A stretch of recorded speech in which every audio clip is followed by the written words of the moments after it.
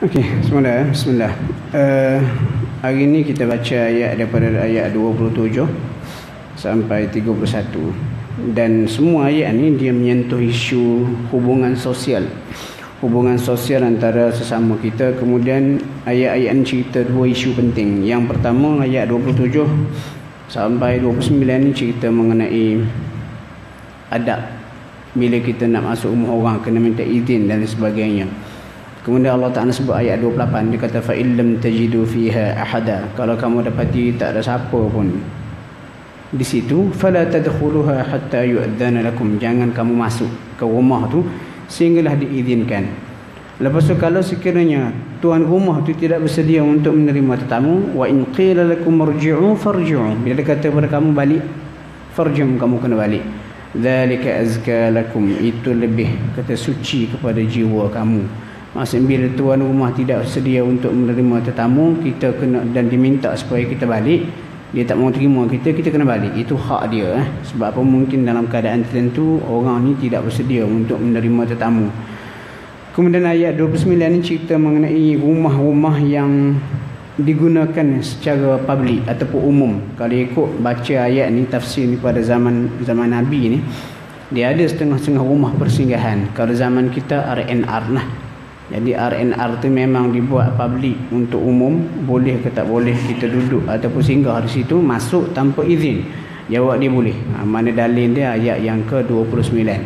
Allah kata laisa alaikum junahun, tidak menjadi dosa ke atas kamu untuk antadkhulu buyutan ghayra maskunatin fiha mata'un lakum, untuk masuk ke rumah yang tidak didiami tetapi dalam rumah tu ada mata'un lakum, kesenangan ataupun kemudahan untuk kamu, seperti bilik rehat ke, toilet dan sebagainya. Ini tuan-tuan nak cerita kehebatan Al-Quran ni, dia cerita semua benda. Dan ayat ni walaupun turun kepada Nabi 1400 tahun dahulu, tetapi relevan sampai sekarang. Seterusnya ayat 30-31 ni, ini yang kita fokus utama kita pada pagi ni dah.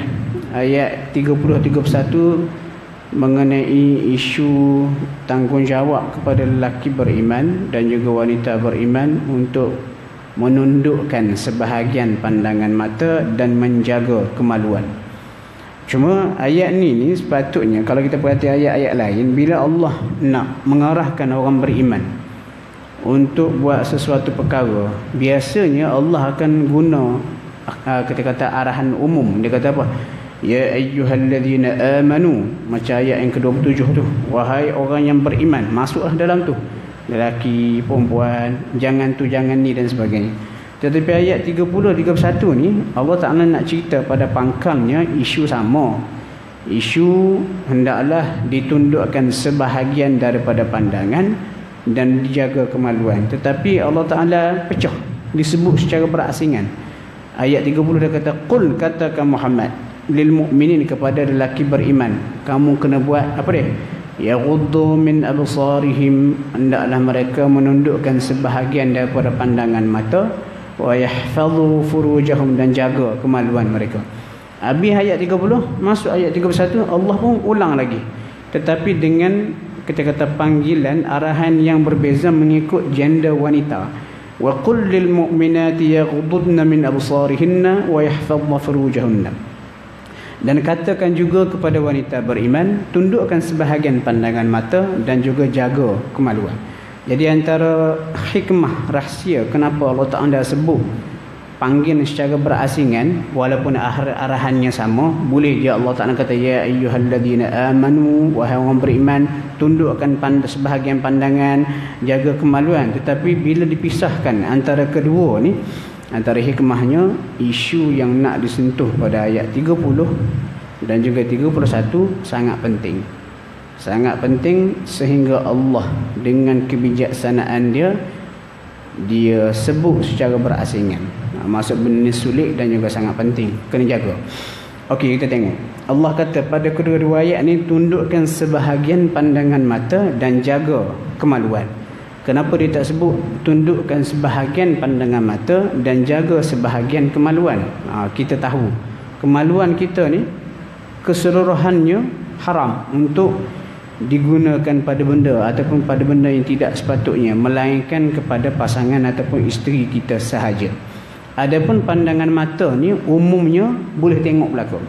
Jadi Allah Ta'ala pun masukkan pada ayat ni, tundukkan sebahagian sahaja. Maksud pandangan mata kita boleh tengok semua kecuali benda yang diharamkan. Adapun kemaluan tu pula tak boleh diguna untuk ikut sedap kita berzina sebagainya kecuali yang dihalalkan sahaja. Jadi terbalik. Untuk kemaluan dia sangat ketat. Untuk pasangan yang sah sahaja. Adapun untuk pandangan mata dia seluas-luasnya. Yang haram tu sebahagian sahaja. Itu antara hikmah. Dalam Al-Quran ni tuan-tuan, kalau Allah Ta'ala masukkan satu perkataan min, sebahagian daripada, bi dengan ataupun ma'a bersama-sama, benda ni semua ada hikmah-hikmah yang perlu diperhatikan. Sebab tu kalau orang yang mengkaji tafsir Al-Quran, para ulama tafsir ni dia terlalu teliti dan semua diperhatikan, yang menunjukkan kehebatan Allah sebagai Tuhan. Jadi bila Allah kata min absarihim, sebahagian sahaja yang haram, iaitu melihat aurat orang lain. Jadi kalau kita nak tengok alam semesta, tengok muka orang tu, orang ni sebagainya, kita boleh tengok. Tetapi bila melintas ataupun ada di hadapan kita benda yang diharamkan, hak tu Allah Ta'ala suruh tundukkan. Kemudian menarik lagi, kenapa dikaitkan pandangan mata dengan kemaluan? Sebab benda ni memang magnet, hak tidak boleh disangkal lagi. Lepas tu Allah Ta'ala tahu.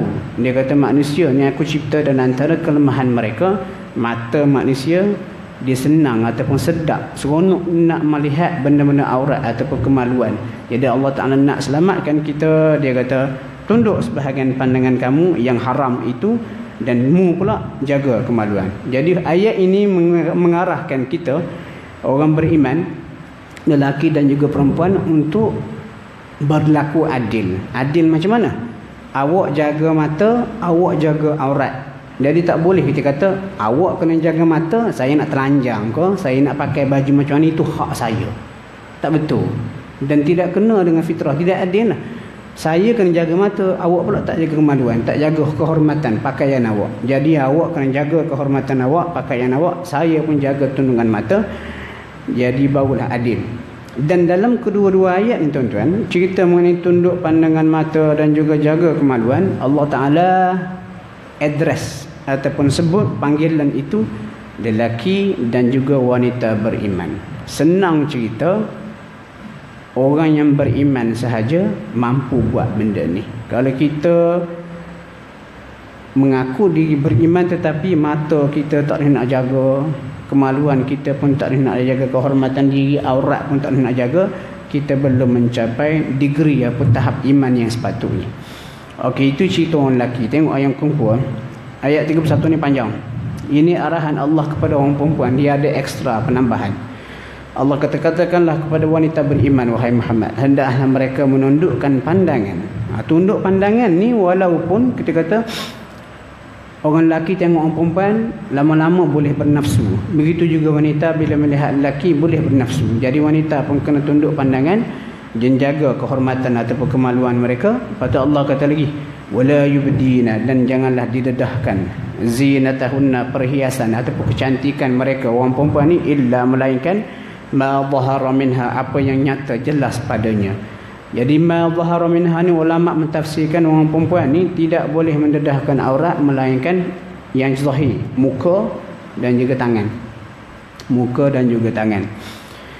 Okey, kemudian Allah bertambah lagi untuk orang perempuan. Ayat ni ramai yang perempuan fail ni. Ramai yang keluar kononnya memakai tudung tetapi tidak menutup aurat. Ramai yang kononnya memakai tudung tetapi tidak menutup aurat. Pendek kata keluar pakai tudung sekadar fashion tetapi tetap menanggung dosa. Allah kata wal yadribna bi khumurihinna ala jujubihinna, dan hendaklah wanita-wanita ni melabuhkan khumurihinna, tudung kepala mereka tu. Khimar ni tudung yang tutup kepala. Nak mudah faham, khimar ni macam apa kita kata wanita Iran tu ataupun wanita Melayu klasik. Dia ambil kain batik tu, dia tutup kepala. Jadi hak tu khimar tu menutup ala jujubihinna, belahan dada. Kenapa Allah Ta'ala suruh tutup tu? Sebab hak tu dia sedap tengok pun. Orang lelaki dia tengok muka, dia tengok dada, tengok punggung. Itu lelaki-lelaki hak jahat lah, kita kata fasik. Jadi untuk menghalang mata daripada tengok, Allah Ta'ala kata orang lelaki kena jaga mata. Orang perempuan pula kena pakai secara proper, dan aurat yang sepatutnya, tudung tu mesti menutup belahan dada depan sampai belakang. Jadi lepas ni tuan-tuan baik cek lah anak-anak dara kita, isteri kita agak-agak pakai tudung tutup dada ataupun tidak. Kalau tidak menutup dada, kita arahkan mereka supaya ikut arahan Allah. Jadi alang-alang tuan-tuan nak melaksanakan arahan Allah, menutup aurat, biarlah sempurna. Jangan main ikut separuh. Pakai tutup aurat tu, pakai tudung tu panas dah, tahan panas, tetapi keluar tetap mendapat dosa. Kena beringat sikit, kena pesan. Dan kita dapati juga fashion tudung, berbagai-bagai jenis fashion sekarang ni banyak yang tidak syariah compliance ataupun tidak menepati apa yang disebut oleh ayat ni dan juga hadis lain dalam Sahih Muslim. Itu lagi detail lah. Kemudian Allah kata wala yubdina zinatahunna, dan jangan didedahkan perhiasan mereka ataupun aurat mereka kecuali kepada beberapa golongan. Suami mereka, ayah mereka, pak mentua mereka, anak lelaki mereka, anak tiri, adik-beradik lelaki, ataupun anak saudara daripada adik-beradik lelaki dan juga perempuan, au nisaihinna, ataupun wanita-wanita mereka. Interesting ayat ni, au nisaihinna, wanita-wanita mereka ni Allah Ta'ala sebut apa ni? Ataupun difaham oleh ulama, dia kata wanita yang sama iman. Sebab tu kita dalam mazhab Syafi'i, katakanlah anak kita belajar di luar negeri atau belajar di universiti, sebilik dengan wanita bukan Islam, dalam bilik kena tutup aurat. Mana dalil dia? Ini difaham. Dia kata dan jangan dedah aurat kamu kecuali sekian dan dibenarkan untuk wanita-wanita kamu. Ditafsirkan wanita-wanita yang seakidah dengan kamu. Antara hikmah kenapa tak boleh dedah aurat bersama wanita bukan Islam, sebab dia tidak memahami sensitiviti aurat. Jadi boleh jadi kita duduk tidur dalam bilik ataupun kita duduk sembang, tanpa sedar dia ambil gambar kita, dia pun share ke lain. Sedangkan benda tu ada satu privacy. Walaupun ada perbincangan ulama panjang lah, tetapi pandangan yang kita pakai dalam mazhab kita, seingat saya lah, setahu saya, kalau wanita tu bukan Islam, tidak dibenarkan wanita Islam menedahkan aurat kepada mereka. Ni pada ayat ni, nisaihinna wa ma malakat aymanuhunna, hamba-hamba dan sebagainya. Kemudian yang terakhir sekali, ini penting juga ni.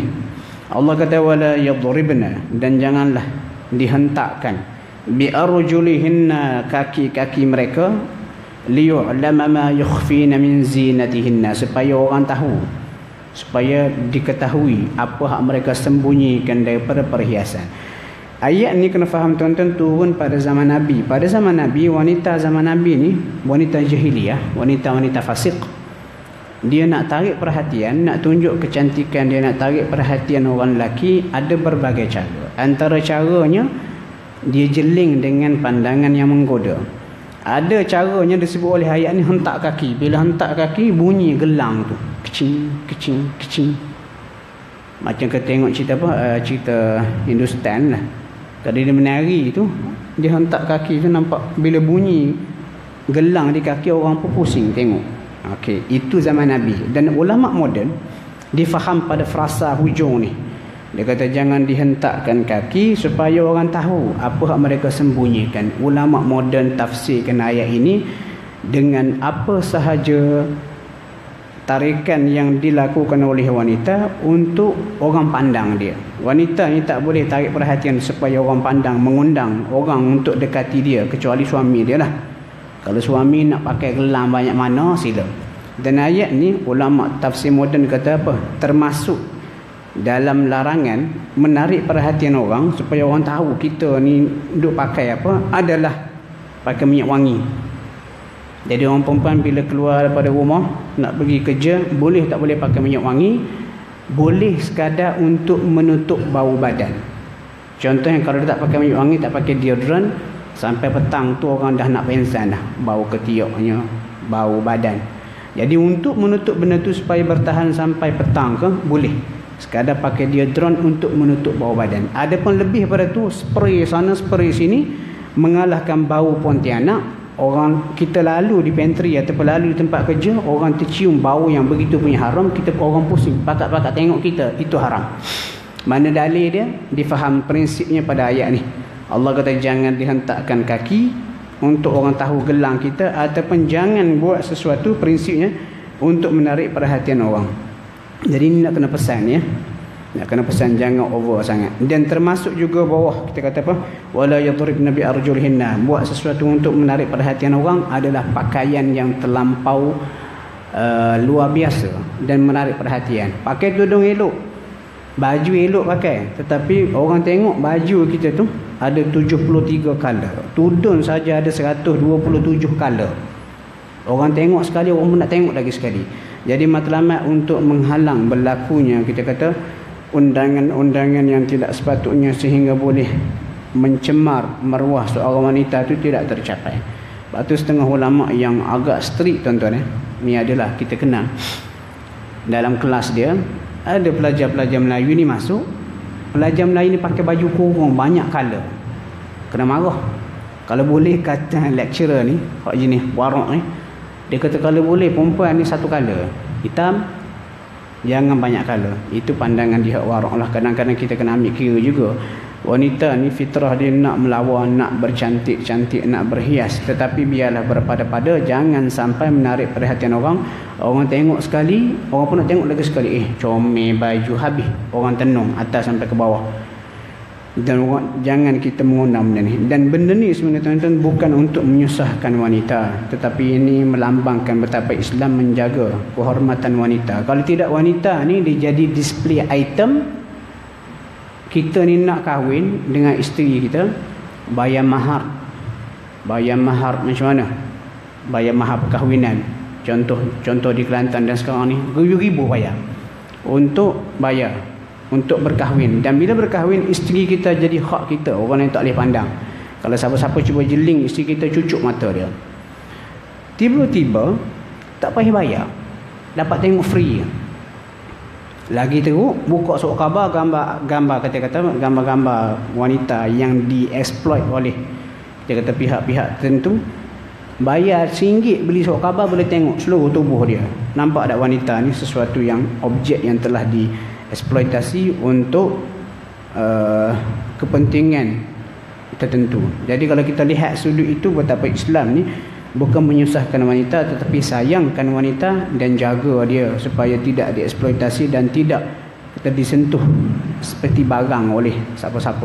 Sebenarnya cerita mengenai aurat ni banyak tuan-tuan, panjang, cukuplah untuk pagi ni. Tapi yang pentingnya, kalau conclusion ataupun kesimpulan saya boleh buatkan,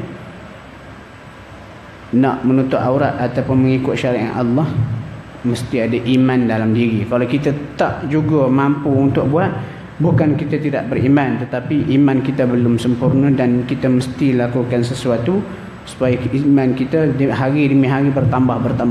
Sebab dalam surah Mukminun kita baca dah sebelum ni, untuk ke syurga syarat dia kena beriman. Belum cukup kita ni Muslim. Muslim saja banyak lagi liku-liku yang kita perlu hadapi untuk ke syurga. Tetapi kalau kita dah sampai darjah iman, kita memenuhi segala arahan Allah, laluan kita ke syurga insya-Allah lebih mudah. Setakat itu dulu tuan-tuan. Assalamualaikum warahmatullahi wabarakatuh. Bismillahirrahmanirrahim. Assalamualaikum warahmatullahi wabarakatuh. Alhamdulillah kita diberi peluang sekali lagi pagi ni. Dan pagi ni kita baca surah An-Nur, masih lagi surah An-Nur, itu surah cahaya, ayat 32 sehingga 36. Dan antara banyak isu yang boleh kita perhati pada pagi ni, isu berkaitan dengan nikah kahwin, paksaan melacur, dan juga cahaya hidayah Allah yang begitu luar biasa. Tengok ayat yang ke-32 tu, Allah kata ini satu arahan, saranan arahan. Allah kata wa ankihul ayama minkum was-salihin min ibadikum wa imaikum. Allah kata kahwinkanlah yang bujang di kalangan kamu, begitu juga yang salih, yang baik daripada hamba lelaki dan juga perempuan kamu.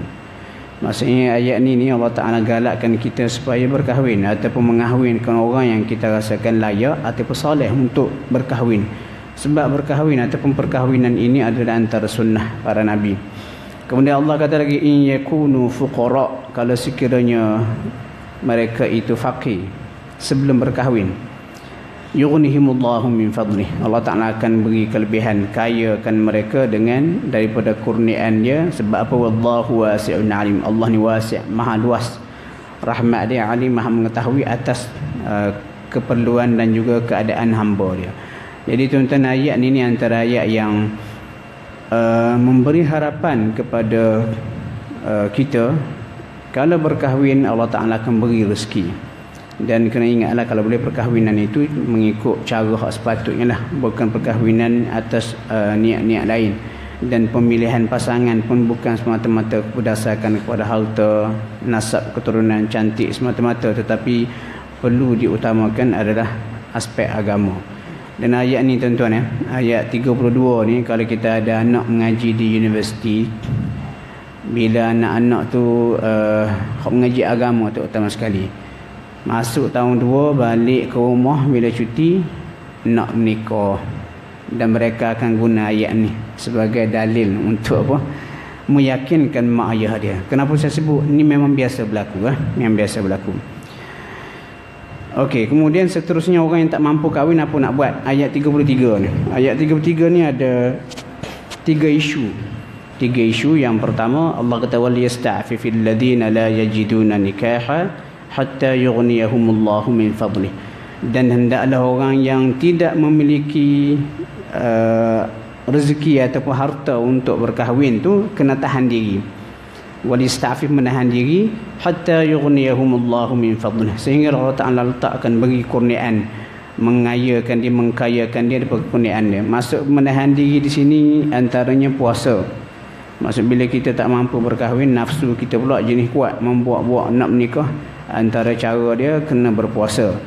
Dan bila berpuasa, antara benda yang dituntut semasa berpuasa adalah menjaga pandangan. Dan ini pun cantik bila dikaitkan dengan ayat yang kita baca semalam, ayat 30-31 tu. Allah suruh tundukkan sebahagian pandangan mata, menjaga kemaluan.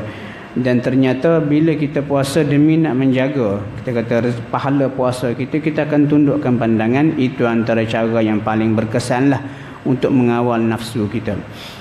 Itu satu. Kemudian Allah Ta'ala sebut ni, niat di hujung tu, kalau kita menahan diri daripada melakukan maksiat sebab tak mampu untuk berkahwin, tidak ada harta, Allah Ta'ala akan kurniakan kekayaan, Allah Ta'ala akan bagi rezeki.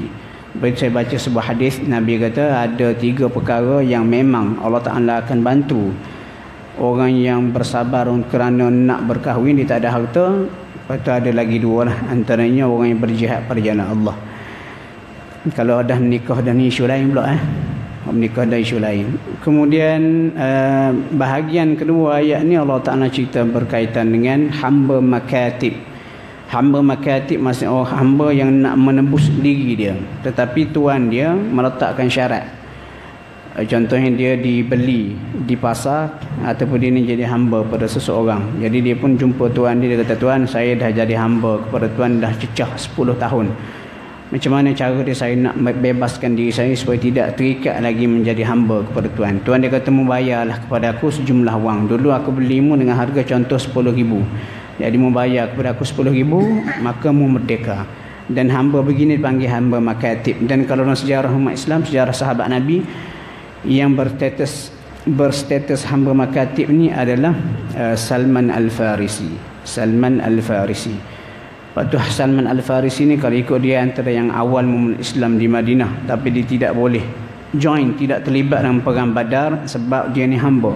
Jadi Rasulullah pun cadangkan dia supaya menebus diri dia. Dia pun kumpulkan harta. Akhirnya Salman menebus diri dia. Sebab tu tuan-tuan, kalau kita baca ayat berkaitan dengan zakat, surah At-Taubah ayat 60, ada 8 asnaf, 8 kumpulan yang layak untuk menerima zakat.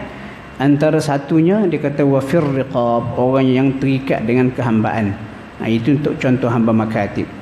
Adapun sekarang ni perhambaan dah tak ada, jadi bukan bererti ayat ini sudah tidak relevan. Tak, ayat ini tetap relevan sampai kiamat. Cuma illah ataupun sebab kepada perhambaan tu tidak wujud sekarang. Walaupun kita kata tak wujud sekarang, sebenarnya perhambaan ni masih lagi wujud. Kalau kita perhati di seluruh dunia ni berapa banyak, kita kata orang yang menjadi hamba kepada majikan menjadi hamba dalam kita kata apa kancah pelacuran dan sebagainya. Kalau kita perhati ada sebenarnya, cuma beza dengan zaman dulu, perhambaan sudah kata dikira sebagai tidak sah dari segi undang-undang, tetapi ini berdasarkan apa yang telah ditetapkan oleh kita kata banyak negara lah ataupun United Nations. Tetapi kalau kita perhati memang ada wujud benda tu, dan kita tak mustahil mungkin selepas beberapa ratus tahun perhambaan ni wujud balik, ayat ni akan mengambil tempat semula. Kemudian seterusnya ayat yang bahagian ketiga, ayat ni Allah Ta'ala cerita mengenai perangai huduh, perangai buruk bapa ayam Madinah. Siapa? Abdullah bin Ubay. Abdullah bin Ubay ni kita tahu asalnya dia memeluk Islam sebab nak kita kata mengikut arus orang Madinah pakat-pakat terima Islam, tetapi hatinya masih lagi kufur kepada Islam.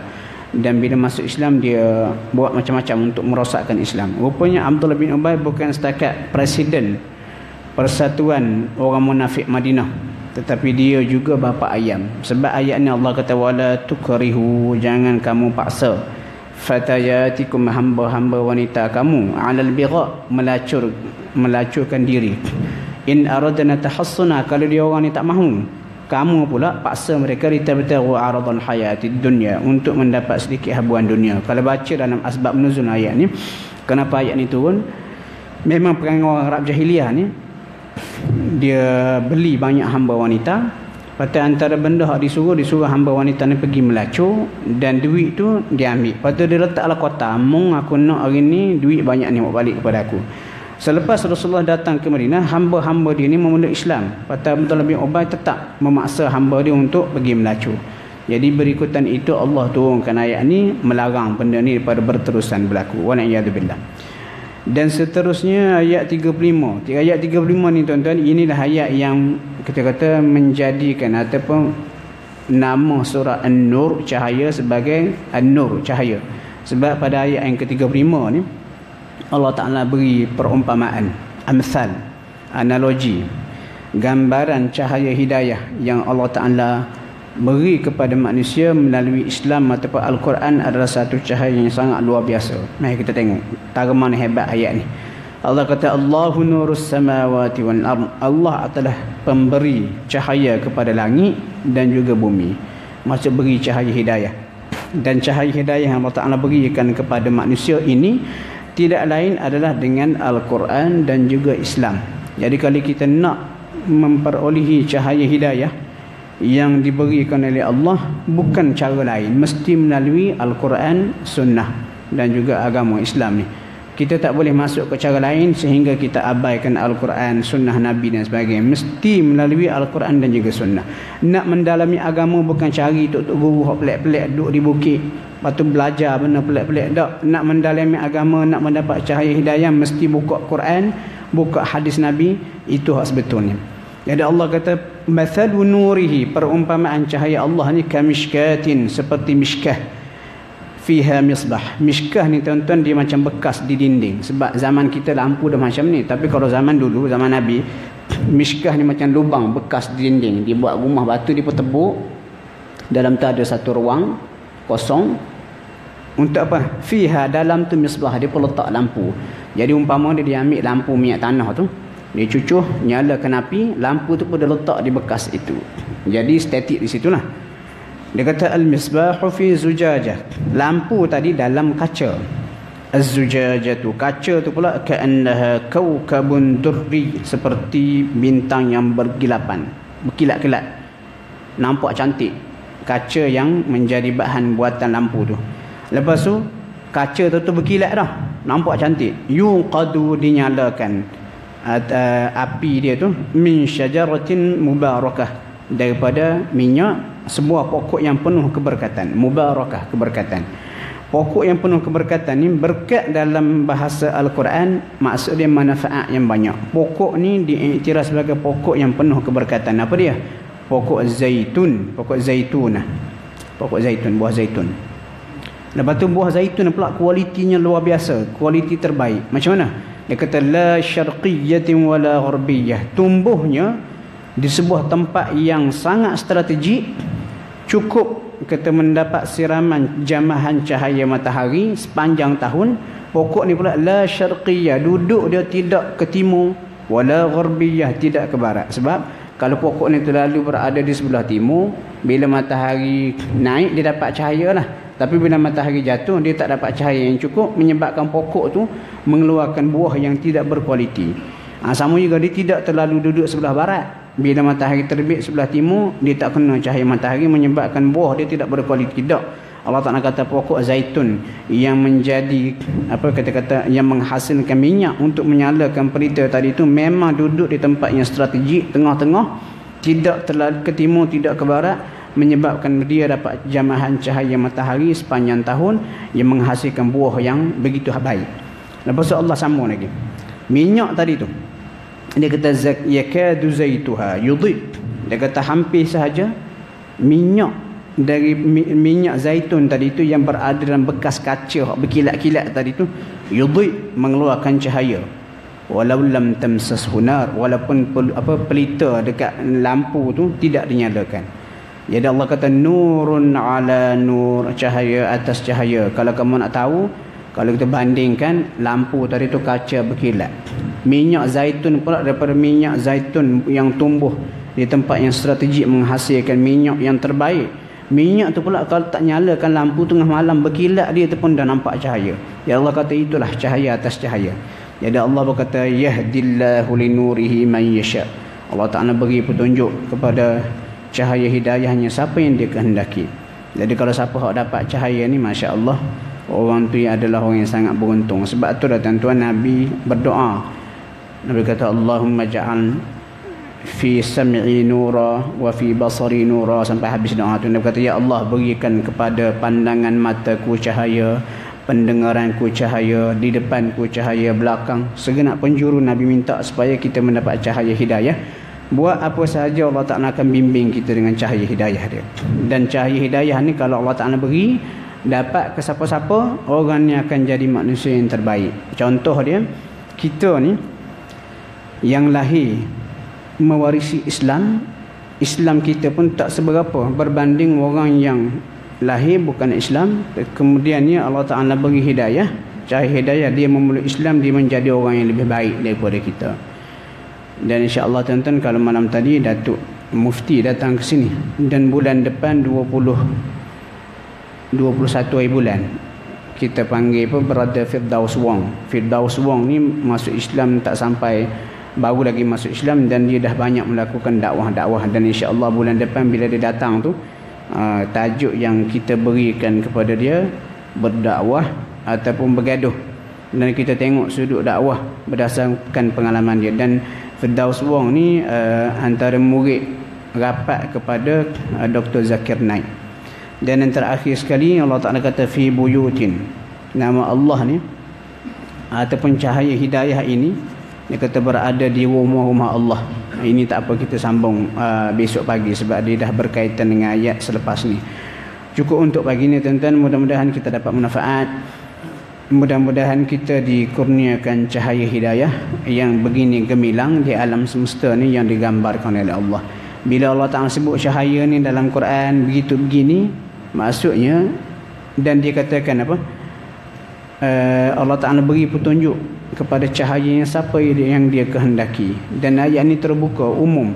Kalau Allah Ta'ala beri cahaya hidayah kepada si fulan bin si fulan atas usaha kerajinan dia mendalami agama, datang seorang masjid, buka Quran, belajar sunnah Nabi dan sebagainya, cahaya yang sama juga boleh kita kata dikurniakan kepada kita. Jadi kita berdoa supaya Allah Ta'ala beri hidayah, cahaya hidayah ini kepada kita, supaya kita semakin hari makin dekat dengan dia. Allahu a'lam. Assalamualaikum warahmatullahi wabarakatuh.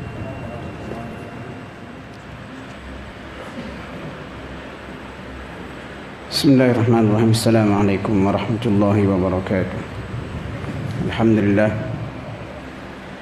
kita diberikan peluang sekali lagi pagi ni. Dan alhamdulillah pagi ni kita baca lagi surah An-Nur, itu surah cahaya, ayat 37 sampai 43. Dan ayat macam semalam, ayat yang ke-35 tu, diceritakan bagaimana cahaya Allah Ta'ala yang gilang gemilang, cahaya hidayah. Maksud kalau siapa tu diberikan hidayah oleh Allah, dia punya hebatnya, tidak ada apa yang boleh menutup cahaya itu.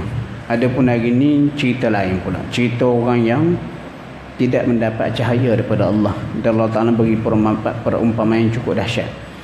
Okey, mula-mula sekali ayat 37-38 Allah Ta'ala cerita contoh lelaki beriman yang sepatutnya kita tengok pada diri kita ada ke tidak sifat ni. Allah kata rijal di masjid-masjid. Ayat sebelum tu disebutkan fi buyutin adinallahu an turfa'. Orang yang dapat hidayah ni macam-macam lah. Antaranya mereka ni mengimarahkan ataupun cahaya tu biasanya bersinar terang di rumah-rumah Allah. Jadi senang cerita kalau perhati ayat 36, 37 dan sebagainya, nak mendapat cahaya Allah ni memang kena pergi ke surau masjid. Tak aci semayang di rumah. Sebab apa? Sebab kalau pergi ke surau masjid, dia sebahagian daripada syiar agama, kena tunjuk. Allah kata rijal, dalam masjid-masjid itu ada lelaki-lelaki yang la tulhihim tijaratun wala bai'un an dzikrillah. Mereka tu tidak dilalaikan daripada sebarang perniagaan. Masa hari KRT 2 hari lepas, tengok bila Zuhur, bila Asar, tinggal perniagaan naik ke surau kita semayang ataupun duduk lepok di luar tu sembang tengok telefon. Boleh tengok lah tu. Bukan nak menghukum orang, tapi kena ada sensitiviti lah. Dan kalau boleh pihak yang menganjur pun kena bagi tahu dia punya KPI. Kalau agak-agak tak nak naik ke surau masjid ketika zuhur, jangan nampakkan diri di luar sana, nampak huduh. Allah kata rijalul la tulhihim tijarah, lelaki-lelaki beriman di masjid-masjid ini tidak dilalaikan dengan perniagaan wala bai'un ataupun jual beli an zikrillah, daripada mengingati Allah, mendirikan solat dan juga menunaikan zakat. Dan berdasarkan ayat ni, kalau baca dalam tafsir disebut salafus salih begitu sensitif dengan lawangan azan. Bila dengar je azan, tengah berniaga, tutup perniagaan, naik ke atas semayang. Orang nak curi ke, nak buat apa ke, nak ambil barang-barang, tak peduli. Hak lagi penting Allah bagi rezeki. Bukan kata gerai kita, barang kita jual tu bagi rezeki. Ini antara contoh. Kemudian kita boleh tengok juga contoh-contoh ni macam di Mekah, Madinah. Bila bunyi je lawangan azan, tinggal barang-barang, pergi solat berjemaah. Dan sepatutnya kita gitulah, tengah kerja. Ini teguran juga untuk diri saya sendiri. Tengah kerja dengar azan, stop, terus pergi semayang berjemaah dahulu. Kemudian dalam ayat ni kalau kita perhati, Allah Ta'ala sebut rijal, lelaki-lelaki. Orang pun tanya, perempuan macam mana? Ini dalil tuan-tuan, dalam ayat ni dalam Al-Quran yang orang lelaki wajib semayang berjemaah, antara dalilnya. Adapun orang perempuan, sebab Allah Ta'ala tak sebut rijal di sini, orang perempuan ni lebih afdal semayang di rumah masing-masing. Tetapi kalau nak datang berjemaah ke masjid, itu dikira sebagai pahala tambahan kalau sekiranya tidak ada unsur-unsur fitnah. Contohnya kalau keluar daripada rumah dia pergi berjemaah ke masjid, menyebabkan jemaah pak imam tuk bila semua duk jeling-jeling, itu fitnah. Lebih baik dia semayang di rumah.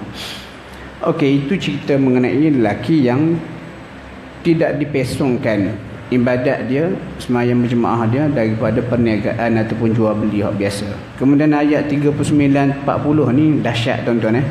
Allah Ta'ala beri perumpamaan amalan orang kafir, banyak mana sekalipun mereka berada dalam kerugian. Contoh kita lihat sekarang ni, ramai orang yang bukan Islam sangat pemurah dan juga penderma, bantu berjuta-juta tolong orang, tetapi semua itu tidak ada nilai di sisi Tuhan. Jadi kalau kita ada kawan yang macam ni, kita kena rasa kesian ke dia, dan cara kita tunjuk kasihan belas kepada dia yang dermawan, bukan dia saja, ada semua orang lain, adalah dengan mengajak dia supaya menerima Islam. Sebab apa? Dalam ayat lain Allah Ta'ala sebut orang-orang yang tidak beriman semasa di dunia ni, dibawalah amalan sebanyak mana sekalipun, bila menghadap Allah ditiup amalan itu menjadi debu berterbangan, tidak bernilai sikit pun. Ini perumpamaan. Tengok Allah kata walladzina kafaru, dan orang yang kafir, a'maluhum, amalan-amalan mereka, amalan mereka buat di dunia disangka boleh memberi kebaikan, hubung silaturahim, sedekah, buat baik dan sebagainya, di akhirat besok Allah kata kasarabin, seperti fata morgana, miraj, fata morgana biqi'atin, di sebuah tanah datar. yahsabuhu dhama'anu ma'a. Orang yang terlampau dahaga menyangka fata morgana tu air. Hatta idza ja'ahu, bila sampai dekat tu lam yajidhu syai'a, dia tak jumpa apa-apa. Jadi maksudnya orang yang kafir ni, yang banyak amalan sekalipun, dia dahaga. Dia tengok daripada jauh tengah panas nampak riak-riak macam air. Dia pun pergi ingat ke air tapi bukan air. Kosong, tak ada apa-apa. Itulah sangkaan orang yang tidak beriman. Jadi kita kena ada rasa kasihan belas kepada kawan kita yang bukan Islam dengan cara dia mengajak mereka kepada Islam. Kemudian Allah Ta'ala pun cerita lagi orang yang berada dalam kesesatan. Sesat tara mana, gelap dia. Kalau kita baca ayat 35 tu, dia cerita mengenai cahaya yang terang benderang mengatasi segala-gala. Hak ni pula kegelapan yang cukup dahsyat. Tengok, Allah kata ataupun keadaan mereka hak kafir ni, kadhulumatin, seperti kegelapan-kegelapan, fi bahril lujjij, yang berada di dasar lautan. Gelap tu, gelap sungguh, dia berada di dasar lautan. Yaghshahu mawjun min fawqihi mawjun, atas dia tu ada ombak besar, atas tu ombak lagi. Lepas tu min fawqihi sahab, atas permukaan laut tu pula ada awan gelap. Dhulumatun ba'daha fawqa ba'din, kegelapan yang berlapis-lapis, atas demi atas. Setara mana gelapnya? Idza akhraja yadahu, bila dia keluarkan tangan dia, lam yakad yaraha, nak tengok tangan sendiri pun tak mampu, terlampau gelap. Allah kata wa man lam yaj'alillahu lahu nura fama lahu min nur, siapa yang Allah Ta'ala tak beri cahaya kepada dia, maka tidak ada lagi lah peluang untuk dia mendapat cahaya. Jadi dua benda yang besar pada dua ayat ni. Satu, amalan ni mesti berpaksikan kepada panduan agama, mesti ada tauhid. Maksudnya kita mengiktiraf Allah, barulah akaun tu boleh diterima, dibuka oleh Allah. Kemudian yang kedua, orang yang berada dalam kegelapan jahiliah ataupun kufur ataupun kesesatan ni, umpama berada dalam kegelapan yang sangat dahsyat. Cuma ayat 40 ni tuan-tuan, saya pernah baca, ada fakta saintifik. Ayat 40 dia kata ini nak kegelapan dasar lautan, dia ada banyak lapis. Lapis atas ada nama apalah, kedua, ketiga. Dan bila berada pada dasar hak paling bawah tu, memang gelap sungguh. Itulah kita kata kehebatan Al-Quran. Nak cerita perumpamaan, tetapi di sebalik perumpamaan itu ada fakta saintifik yang Allah Ta'ala buat. Okey, ayat 41. Ayat 41 ni Allah Ta'ala cerita semua makhluk di alam ini bertasbih kepada Allah. Dia kata, alam tara anna Allah, tidakkah kamu perhati kepada Allah ni bertasbih semua makhluk yang berada di langit, di bumi, sehingga burung hak terbang mengepakkan sayapnya itu juga adalah tasbih. Tasbih ni maksud tunduk patuh kepada Tuhan. Kullun, semua makhluk qad alima salatahu wa tasbihah, tahu akan cara dia nak menyembah Allah dan juga tasbihnya. Jadi tuan-tuan, bila kita dalami Al-Quran, kita pergi ke mana pun insya-Allah kita tahu, kita faham hakikat semua makhluk bertasbih. Kita berjalan tepi bukit, angin bertiup, kita pun tahu tiupan angin itu berdasarkan arahan Allah, dan itulah tasbih si angin. Kita lalu ke tepi sungai, kita dengar air sungai mengalir. Dia mengalir daripada hulu pergi ke, kita kata kuala. Kita tengok sungai itu mengalir, gerakan sungai itu juga merupakan tasbih dia kepada Allah. Kita duduk sekejap, kita dengar bunyi burung berkicau. Burung berkicau, burung terbang, itu semua tasbih mereka kepada Allah yang menunjukkan mereka tunduk patuh. Jadi kalau kita faham begini, kemana sahaja kita pergi, macam kita kata para wali Allah ni, kenapa mereka boleh berada dalam zikir sepanjang masa? Sebab mereka melihat semua yang berada di alam ini, melainkan manusia dan juga jin ni, semuanya tahu berlaku nak berzikir kepada Allah. Jadi bila mereka faham hakikat itu, mereka sentiasa akan diingatkan dengan zikir. Itulah sebab tuan-tuan, nak jadi wali Allah ni, nak jadi orang yang dekat dengan Allah, kena berdasarkan ilmu.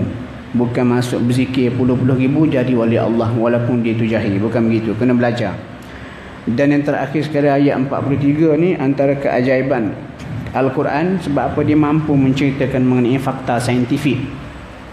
Fakta saintifik berkaitan dengan hujan air batu, hujan ais. Hujan ais.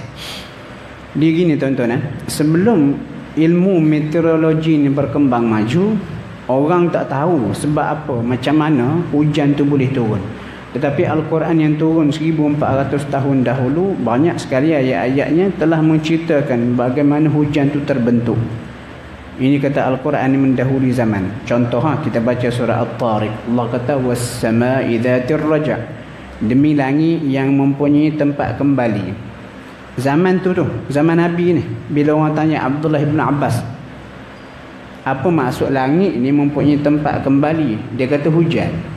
Abdullah bin Abbas zaman tu dia kata dah hujan. Macam mana langit yang mempunyai tempat kembali? Rupanya apa yang dimaksudkan oleh Abdullah bin Abbas, bila hujan turun, kita diluapkan oleh cahaya matahari, uap air tu naik ke atas, duduk di awan, turun balik, dan benda tu berpusing selagi bumi tak kiamat. Cerita ni, tafsiran tu kalau buka dalam tafsir klasik, memang 1400 tahun dah disebut.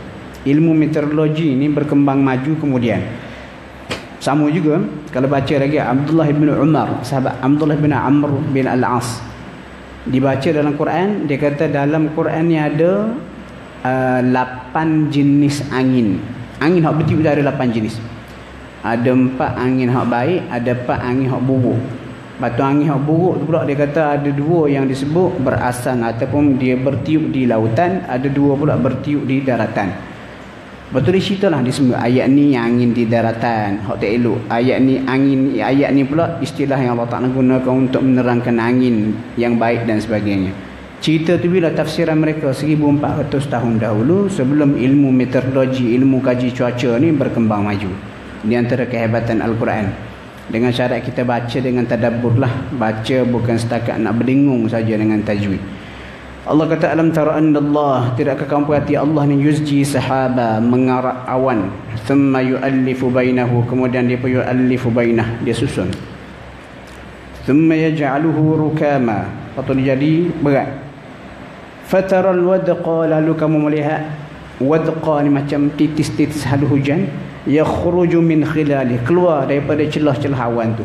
Wa yunazzilu, dan diturunkan minas sama, daripada langit itu, min jibalin fiha, daripada bukit-bukit gunung ganang. Pasal apa, kalau kita nak terbang memang nampak awan tu seperti gunung ganang. Jadi seolah-olah ayat ni Allah Ta'ala tarik kita, tarik para sahabat Nabi sebelum adanya kapal terbang lagi.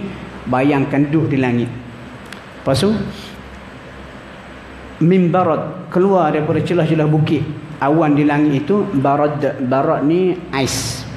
Fayusibu bihi man yasha, lalu ditimpa hujan ais itu kepada siapa yang dia kehendaki dan dipesongkan pada siapa yang dia kehendaki.